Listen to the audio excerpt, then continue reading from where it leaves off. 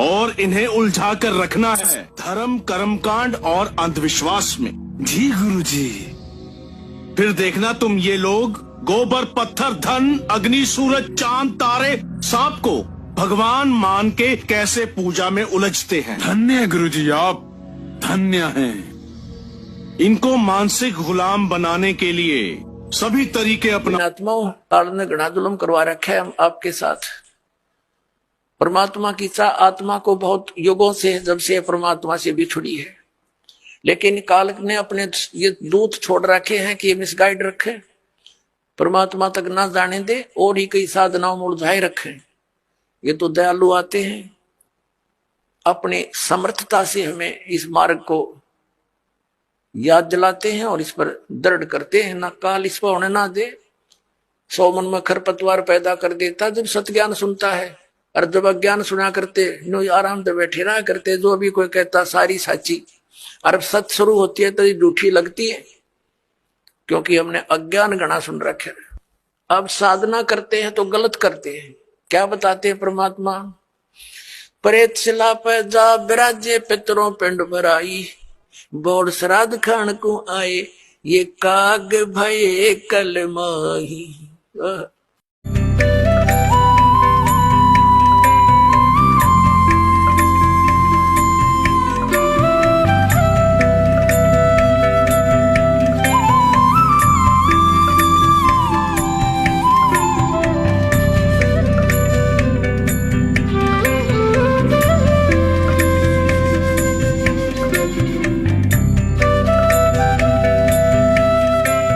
एक भक्त आया महाराष्ट्र का, वो कहने लगा जी एक सांगली शहर है महाराष्ट्र में, सांगली, और वहां कोई आपकी भक्त ज्ञान गंगा बांटे थे,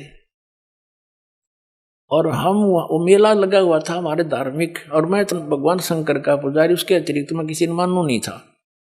हमारे साथ मेरा भाई था छोटा, 10-12 वर्ष का, और हम सारा परिवार मत्था टेकने जावा थे शिव के मंदिर में। बड़ा मेला था वहां का। वह पुस्तक बेच रहा था तो उसमें लिखा हुआ था कौन ब्रह्मा का पिता है, कौन विष्णु की माँ, ये ऐसे ऐसे। वो छोटा भाई जाकर हमसे पिता नहीं कैसे पहले वो लेने चला था, मैंने मना कर दिया कि ना ये तो बकवास लेकर रखी है ना। जब तो वो मेरे साथ आ गया, फिर पता नहीं कब निकल कर गया, वो किताब खरीद लिया वहां से, बुक, और छुपा कर रख ली उसने। जब मैं गाड़ी से उतरने लगा तब देखा मैंने वो पुस्तक ले रहा हुआ हाथ में, उसे मैंने छीन ली और मेज पर उल्टी रख दी कि इसके दर्शन भी नहीं करूं। वह रखी रही 2 महीने तक। एक बार मेरा कुछ ऐसी टेंशन बनी, कुछ ऐसे सर्कमस्टांस बन गए, मेरा सिर पाटन हो गया, घनी टेंशन हो रही किसी बात की, और मैं बाहर बैठ गया चेयर लेके। थोड़ी देर में ध्यान आया, पुस्तक दिखी वो रखी रखाई। मैंने सोचा इसने देखता क्या है, मैं लग गया उस पुस्तक को पढ़ने। वो मेरी तो टेंशन मतलब याद भी कोई ना कचकित गई, और 3 दिन कंटिन्यूस पढ़ी। अरे सह परिवार लेकर आ गया परमात्मा का बच्चा, सारे परिवार को।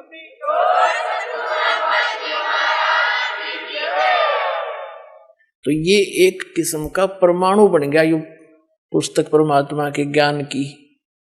अब वो उससे फिर रिश्तेदार में जाती है, वहां से ले गया सैकड़ों पुस्तक, सबको दूंगा एक एक, और प्यार से पढ़ाऊंगा, अपने कसम खाऊंगा, बताऊंगा सच्चाई क्या है। मेरे जैसे भ्रमित है सारे।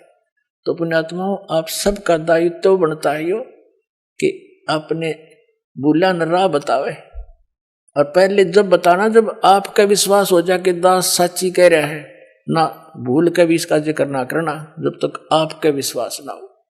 और विश्वास तो दास करा के छोड़ देगा।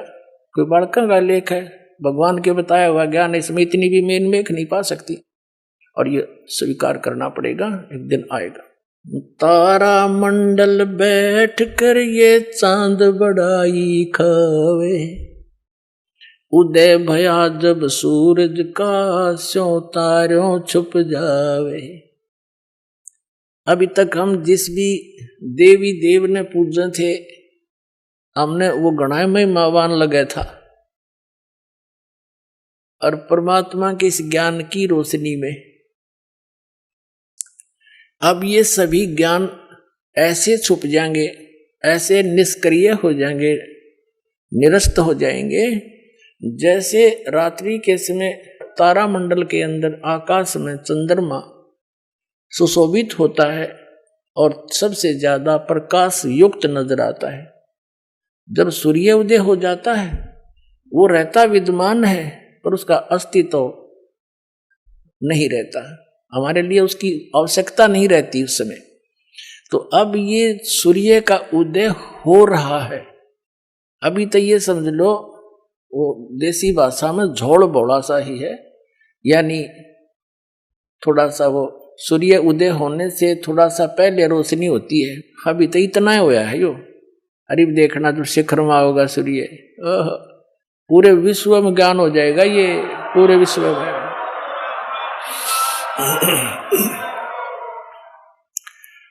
तो परमात्मा क्या बताना चाहते हैं कि आप यहाँ के वासी नहीं हो, आप सतलोक में रहा करते, वहां सारे सुख थे और अपने पैर पर आपको वाड़ा मार लिया। ये दास एक जूनियर इंजीनियर था इसमें कंस्ट्रक्शन सिविल के अंदर हरियाणा में, इरिगेशन डिपार्टमेंट।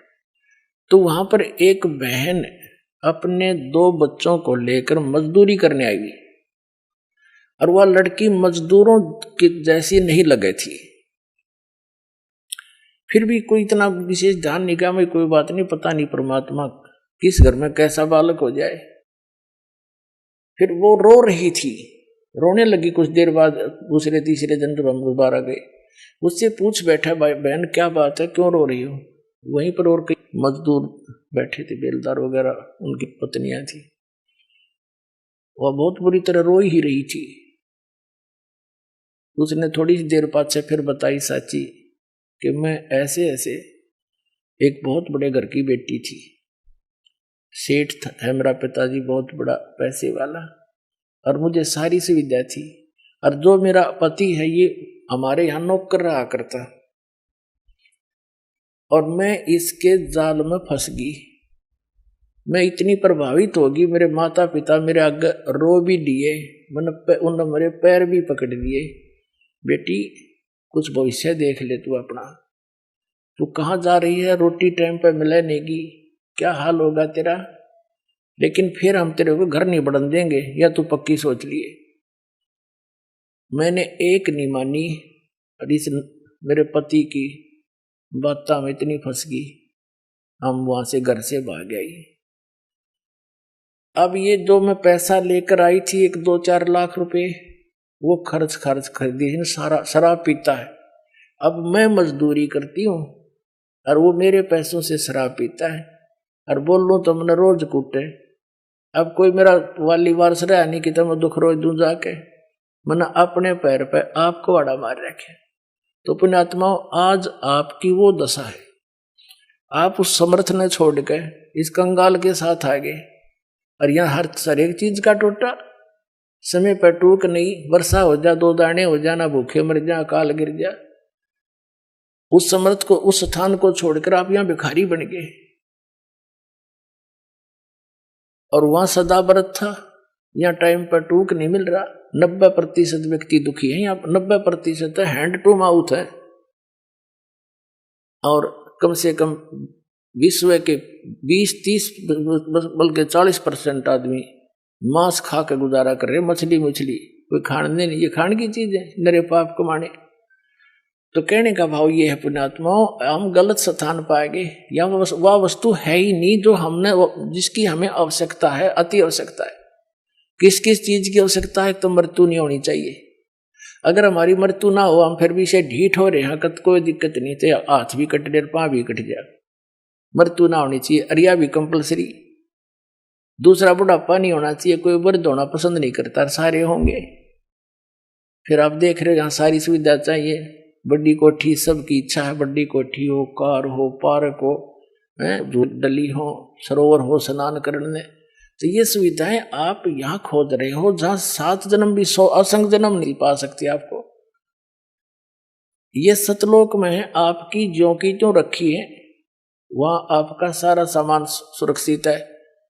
लेकिन अब आपकी बुद्धि कद सेट होएगी जिस दिन आपकी बुद्धि यहां से इस ज्ञान से हटेगी। ये ना सोचना दास को एक लोक वेद दंत कथा सुना रहा है या किसी डोम बाट की गाई हुई कथा सुना रहा है। ये तो वो वचन सुना रहा है जो परमात्मा ने स्वयं अपने घर का भेद दिया करके, और जिन महापुरुषों को साथ ले गए फिर वापस छोड़ा उन्होंने, इसलिए छोड़ा था कि ये मेरे गवाह बन जाए, फिर बाद में मेरे बच्चों को गवाही दे जाए कि सचमुच कबीर इज गॉड, कबीर परमात्मा है और सतलोक में ये सारे सुख हैं।